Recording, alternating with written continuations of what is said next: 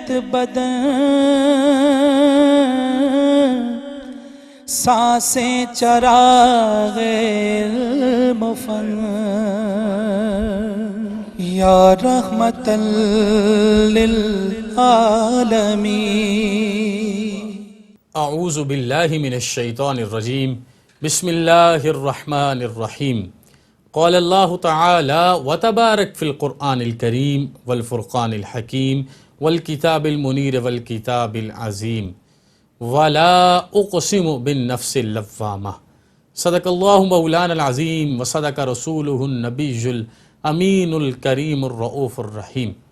ابتدا ہے رب لم یزل کے بابرکت اور عظیم نام سے جو شکم مادر کا حقیقی محافظ ہے، اور اربہا درود و سلام کا نذرانہ سید عالم کی ذات والا اعتبار پر جن کے صدقہ جلیل سے زندگی بھر کے گناہ معاف فرما دیے جاتے ہیں۔ انتہائی ذی وقار ناظرین، ARYQ TV کے پلیٹ فارم سے زاد راہ کی بڑی برکتوں والی نشست کے ساتھ سید عتیق الرحمن آپ کی خدمت میں حاضر ہے اور دل کی اتھا گہرائیوں سے کہتا ہے السلام علیکم ورحمۃ اللہ وبرکاتہ۔ پورے رمضان میں یہ مبارکباد ہے QTV کو اور اس کی پوری ٹیم کو کہ انہوں نے حضور سید عالم صلی اللہ علیہ وسلم کی احادیث اور اللہ کے قرآن سے مزین آراستہ یہ حقیقی ضیاؤں کا زاد راہ میرے اور آپ تک پہنچایا۔ اللہ پاک کروڑوں رحمتیں فرمائے اور اس ادارے کو ہمیشہ قائم رکھے، دائم رکھے، سلامتیاں عطا فرمائے۔ آج جس اہم ترین موضوع پہ میں بات کرنا چاہوں گا، یہ رمضان کا حقیقی مقصد بھی یہی ہے کہ میں اپنا محاسبہ کروں، آپ اپنا محاسبہ کریں۔ مجھے اپنی غلطیوں کا علم ہے، آپ کو اپنی غلطیوں کا علم ہے، میں اپنے اندر کو جانتا ہوں، آپ اپنے اندر کو جانتے ہیں۔ بجائے اس کے کہ ہم لوگوں کی سکریننگ کریں، لوگوں کے محاسبے کریں، ہم اپنا محاسبہ کریں۔ اور رمضان کا حقیقی مقصد بھی یہ ہے کہ حضور سید عالم صلی اللہ علیہ وسلم نے ارشاد فرمایا من صام رمضان ایمانا و احتسابا غفر لہ ما تقدم من ذنبہ۔ جس نے رمضان کو ایمان اور احتساب سے پایا، آپ روزہ رکھ کے سارا دن اپنے جسم کا احتساب کریں، ساری رات عبادت کر کے اپنی روح کا احتساب کریں، آپ عشرۂ رحمت کو بھی گزاریں، آپ عشرۂ مغفرت کو بھی گزاریں، آپ جہنم سے آزادی کے عشرہ کو بھی گزاریں۔ اعتکاف کی توفیق ہے اسے بھی کر لیجئے، لیلۃ القدر کی تلاش کے لیے جہد ہے اسے بھی ضرور کیجئے۔ دو جہاں کے والی نے پتہ کیا ارشاد فرمایا؟ آپ نے ارشاد فرمایا جس نے ایمان اور احتساب سے، صرف ایمان سے نہیں، ایمان اور احتساب سے رمضان گزارا، میں بشارت دے رہا ہوں اللہ نے اس کے زندگی بھر کے پچھلے سارے گناہ معاف کر دیے۔ ہمیں ان سارے ارادوں کو دیکھ کے آگے بڑھنا ہے۔ اللہ پاک قرآن پاک میں ایک اور جگہ ارشاد فرماتے ہیں وَأَمَّا مَنْ خَافَ مَقَامَ رَبِّهِ وَنَهَى النَّفْسَ عَنِ الْهَوَىٰ فَإِنَّ الْجَنَّةَ هِيَ الْمَأْوَىٰ۔ اللہ نے ارشاد فرمایا جو شخص اپنے رب کے سامنے کھڑے ہونے سے ڈر گیا اور نفس کو خواہشات سے روکا تو بے شک جنت ہی اس کا ٹھکانہ ہے۔ ہمارے ساتھ جیسے ہمارا جسم جوان ہوتا ہے، صوفیہ کہتے ہیں اسی طرح ہمارا نفس بھی جوان ہو جاتا ہے، اور ہم اپنے نفس کو کھلا نہیں چھوڑتے۔ اگر ہمارے اندر ایمان ہے تو ہم نے شریعت محمدیہ کی لگام دے کے اپنے نفس کو کنٹرول کر کے رکھنا ہے، وگرنہ یہ سرکش ہو جائے گا، یہ ہم سے بھی آگے بڑھنے کی کوشش کرے گا، اور ایک وقت آئے گا کہ آپ اس کے سامنے ناکام ہو جاؤ گے۔ اللہ پاک نے قرآن پاک میں ایک اور جگہ ارشاد فرمایا اور 7 اجر ارشاد فرمایا اور مقام ارشاد فرمایا یا ایھا الذین آمنوا اتقوا اللہ ولتنظر نفس ما قدمت لغد۔ یہی قسمت ہے کہ ہمیں پتہ ہو کہ ہم نے آئندہ دن کے لیے کیا کیا، ہم نے کیا جمع کر کے رکھا۔ ایک بڑے بزرگ جناب ابو بکر قطانی کے بارے میں ایک روایت وہ بیان کرتے ہیں کہ ایک بزرگ تھے، انہوں نے 60 سال زندگی کا حساب کیا کہ 21,500 کے قریب ایام بنتے ہیں، اور اگر میں نے روز بھی ایک گناہ کیا ہے تو میں قیامت کو اللہ کے حضور کون سا منہ لے کے جاؤں گا۔ انہوں نے اپنی جان کو قربان کر دیا۔ ہمیں ان تمام چیزوں میں دیکھنا ہے، اپنے آپ کو پرکھنا ہے، اور حضور سید عالم صلی اللہ علیہ وسلم کی اس حدیث کے مطابق زندگی گزارنی ہے۔ حاسب نفسک قبل ان تحاسب۔ آج اپنے نفس کا آپ خود محاسبہ کریں، آج اپنی غلطیوں کو آپ خود دیکھیں، آئینے کے سامنے کھڑے ہو کر اپنے اندر، اپنے باہر، اپنے ظاہر، اپنے باطن کی ساری خطاؤں کا خود حساب کریں، یہ نہ ہو کہ وہ آپ کا محاسبہ کرے۔ وہ جو عادل ہے، جب اس کے ہاتھ میں آپ آئیں گے تو پھر اس وقت بچنے کا کوئی امکان نہیں ہے۔ حضور نے ایک اور جگہ پر ارشاد فرمایا، حاسبوا قبل ان تحاسبوا۔ یہ وہی مفہوم ہے کہ آج ہمیں اپنے نفس کی حفاظت کرنی ہے۔ ہمارا نفس ہمیں کن برائیوں پر ابھارتا ہے؟ ہمارا نفس نفس لوامہ ہے۔ اگر تو نفس لوامہ ہے تو ہمیں اسے روکنا ہوگا، ہمیں اسے سرکش نہیں چھوڑنا۔ حضور سید عالم صلی اللہ علیہ وسلم کی حدیث مبارکہ کا مفہوم یہ ہے کہ مومن اپنے نفس کو قابو میں رکھتا ہے اور جو کافر ہے وہ اپنے نفس کو کھلا چھوڑ دیتا ہے۔ اس کا اگر ترجمہ میں آپ کے سامنے بڑے خوبصورت انداز میں کرنا چاہوں تو وہ یہ ہے کہ ہمیں چاہیے ہمارا نفس ہماری اطاعت میں چلے، ہمیں اس کی اطاعت میں، اتباع میں یا پیروی میں نہیں چلنا۔ آج کے اس زمانے میں یہ چیزیں ہمارے اوپر حاوی ہو چکی ہیں۔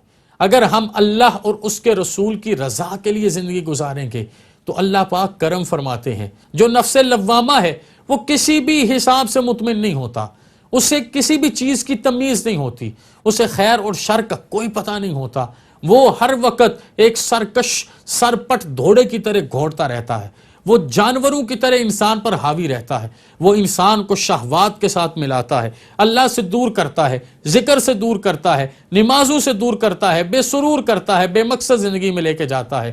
لیکن جو نفس مطمئنہ ہے وہ انسان کو شاکر رکھتا ہے، وہ انسان کو صابر رکھتا ہے، وہ انسان کو احسان کرنے والا رکھتا ہے، وہ آداب زندگی سکھاتا ہے، وہ تمیز امتی سکھاتا ہے، وہ اپنے نبی کی محبت عطا فرماتا ہے۔ قرآن پاک میں اللہ پاک فرماتے ہیں جنہوں نے اپنی ہر چیز کی حفاظت کر لی اور مطمئن ہو گئے، یہی وہ لوگ ہیں اللہ ان کو پیغام بھیجے گا، یا ایتھا النفس المطمئنہ ارجعی الی ربک راضیۃ مرضیہ فادخلی فی عبادی وادخلی جنتی۔ اے نفس مطمئنہ کے حاملین، میرے بندو، میرے اولیاء، میرے علماء، میرے صلحاء، میرے رستے پر چلنے والے نیک لوگوں، اعلیٰ تاجروں، وہ تاجر جو سچ پر تجارت کرتا تھا، وہ جوان جو جوانی میں توبہ کرتا تھا، التاجر الصدوق حبیب اللہ والشاب التائب حبیب اللہ کا جو مصداق بنتا تھا، وہ جو اپنے گناہ روزانہ خود گنتا تھا، اپنی غلطیوں کا روزانہ خود اقرار کرتا تھا اور ان سب کو سامنے رکھ کے اپنی زندگی کے اسالیب کو درست فرمایا کرتا تھا۔ رب ان کو فرشتوں کے ذریعے قرآن میں سورۃ الفجر میں ارشاد فرماتے ہیں، پیغام ہوگا، یا ایتھا النفس المطمئنہ ارجعی الی ربک راضیۃ مرضیہ۔ اپنے رب کریم کی طرف لوٹو اس حالت میں کہ وہ آپ سے راضی ہو چکا ہے اور آپ اس سے راضی ہو چکے ہیں۔ اس کے بندوں کی صف میں داخل ہو جاؤ اور جنت الفردوس میں آ جاؤ۔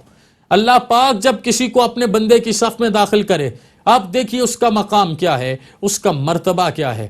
جس طرح ہمیں اپنی ہر چیز کا حساب اور کتاب رکھنا ہے، اسی طرح اپنے ایک ایک سانس کا بھی حساب اور کتاب رکھنا ہے۔ میں نے پہلے کسی لیکچر میں کہا تھا، اللہ نے مال کا سوال کرنا ہے، اللہ نے جوانی کا سوال بھی کرنا ہے۔ اگر اولاد ملی ہے تو سوال ہوگا، اگر اولاد کو اللہ اور اس کے رسول کے رستے پر لے کے جاؤ گے، اولاد رحمت بن جائے گی۔ علم کو اللہ کے اور اس کے رسول کے رستے پر لے کے جاؤ گے، علم رحمت بن جائے گا، وگرنہ اولاد اور علم آپ کے لیے فتنہ بنے گا۔ آج کے اسی پیغام کو میں یہ چاہوں گا ہم اپنی زندگیوں میں رکھیں، ہم اپنا محاسبہ کریں۔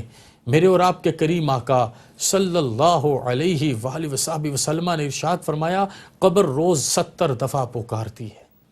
آپ قبر کو کتنا یاد کرتے ہو؟ میرا رب آسمان دنیا پر آتا ہے، آپ کتنا دامن پھیلاتے ہو؟ قرآن کتاب ہدایت ہے، آپ کتنی ہدایت لیتے ہو؟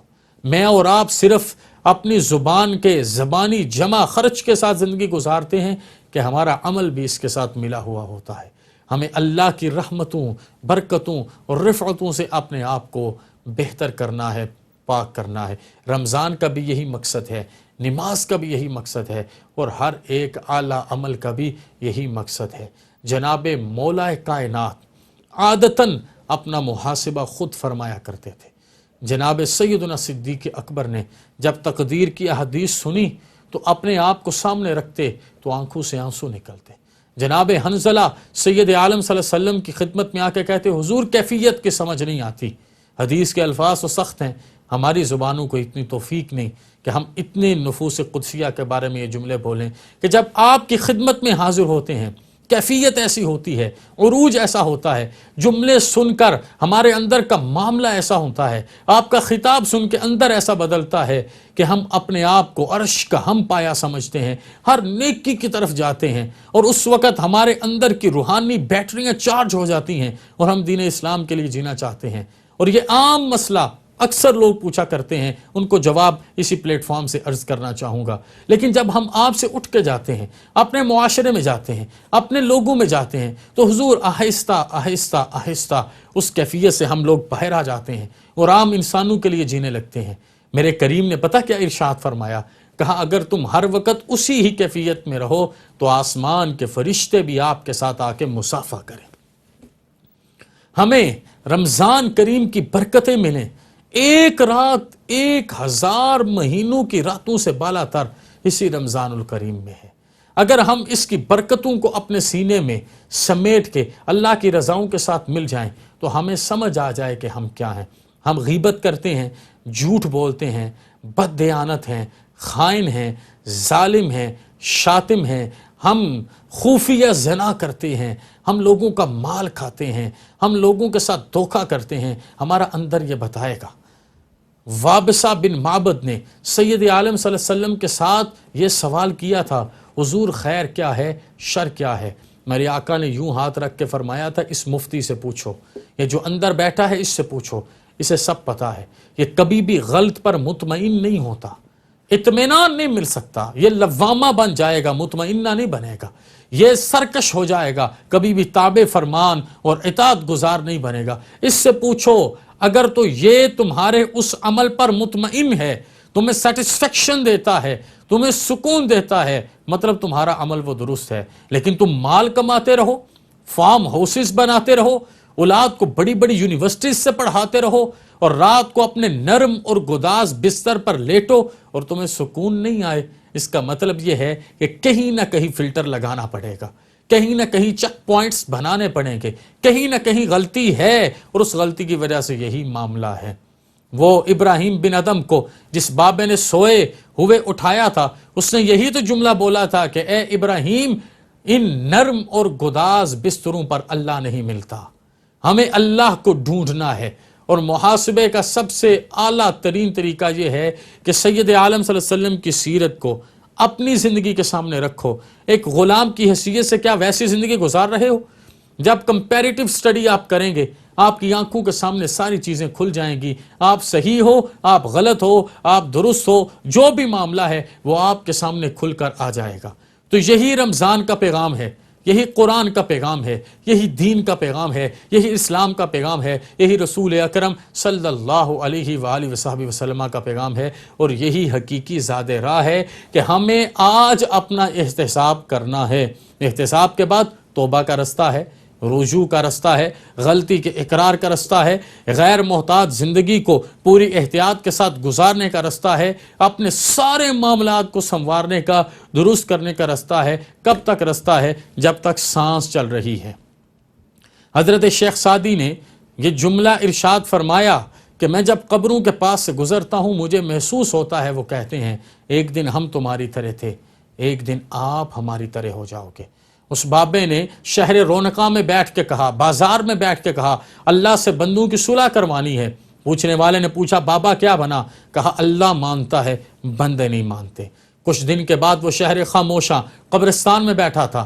کہا بابا ادھر کیوں بیٹھے ہو؟ کہا بندوں کی اپنے رب سے صلح کروانی ہے۔ کہا اب کیا حالت ہے؟ کہا اب بندے تو مانتے ہیں، اب رب نہیں مانتا۔ اس سانس کی قدر کریں، اپنی زندگی میں جوانی میں آنے والے رمضان المبارک کی قدر کریں، لمحات عزت کی قدر کریں جو اللہ کی رحمت سے، برکت سے، رفعت سے آپ کو نصیب ہیں۔ اپنے آپ کو جھکائیے اور پریکٹیکل جھکائیے، لفظی جھکانے سے فائدہ نہیں ہوگا۔ دنیا پر آخرت کو ترجیح دیجئے تو پریکٹیکل ترجیح دیجئے، دنیا پر یہ جملے بولنے سے فائدہ نہیں ہوگا۔ آخرت کا حساب آج سے کر لیجئے۔ یہ بات اپنے ذہن میں رکھیں، جتنا دنیا پہ رہنا ہے اتنا اس کے لیے کریں، اور جتنا آخرت میں رہنا ہے اتنا اس کے لیے کریں۔ یہ محاسبہ مجھے اور آپ کو رمضان کریم میں کرنا ہے، اپنے سارے معاملات کو پرکھ کے تول کے دیکھنا ہے۔ انشاءاللہ العزیز اگر احتساب کی عادت ہو جائے، انسان کو پتہ چل جاتا ہے کیا لوپ ہول ہیں اور کہاں کہاں سے گھاٹا ہو رہا ہے، تو ہم گھاٹا ہو کے اگر اپنے مال کو نفع میں بدل سکتے ہیں تو اپنی زندگی کو بھی بمقصد کر سکتے ہیں۔ اللہ اس زاد راہ کے صدقے پوری امت کی خیر فرمائے اور مجھ جیسے ناتواں پر کروڑوں رحمتوں کا نزول فرمائے۔ وما علینا الا البلاغ المبین۔ آئینہ رحمت بدن، سانسیں چراغ المفن، یا رحمت للعالمین۔